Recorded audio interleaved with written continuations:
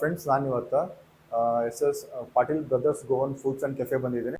ಇಲ್ಲಿ ಗ್ರೀನ್ ಮಸಾಲ ಬಾಂಗಡ ಅಂತೂ ಭಾಳ ಫೇಮಸ್ ಇರ್ತೈತಿ. ಯಾಕಂತಂದ್ರೆ ಗ್ರೀನ್ ಮಸಾಲನ್ನು ಫಿಶಲ್ಲಿ ಸ್ಟಫಿಂಗ್ ಮಾಡಿಕೊಡ್ತಾರೆ. ಟೇಸ್ಟ್ ಮಾತ್ರ ಬೇರೆ ಲೆವೆಲ್ ಅಂತ ಹೇಳ್ಬೋದು. ನಾನು ಚಪಾತಿ ಜೊತೆ ಬೋಟಿ ಮಸಾಲನ ತಿಂದೆ. ಬೋಟಿ ಮಸಾಲ ಮಾತ್ರ ಆಸಮ್ ಅಂತಲೇ ಹೇಳ್ಬೋದು.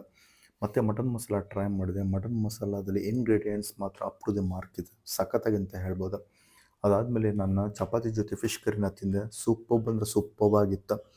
ಎಲ್ಲ ತಿಂದಾದಮೇಲೆ ನಾನು ಚಿಕನ್ ಪಲಾವ್ನ ಟ್ರೈ ಮಾಡಿದೆ. ಕ್ವಾಂಟಿಟಿ ಮಾತ್ರ ಸಖತ್ತಾಗಿತ್ತು. ಪೀಸಲ್ಲಿ ಯಾವುದೇ ಕಾಂಪ್ರಮೈಸ್ ಇಲ್ಲ, ಸಖತ್ತಾಗಿ ಪೀಸ್ ಇತ್ತು. ಟೇಸ್ಟ್ ಮಾತ್ರ ಅಪ್ ಟು ದಿ ಮಾರ್ಕ್ ಅಂತಲೇ ಹೇಳ್ಬೋದು. ಫ್ರೆಂಡ್ಸ್ ನಾನು ಇವಾಗ ಚಪಾತಿ ದಾಲ್ನ ಟ್ರೈ ಮಾಡ್ತೀನಿ. ಚಪಾತಿ ದಾಲ್ ಮಾತ್ರ ತುಂಬ ಚೆನ್ನಾಗಿದೆ.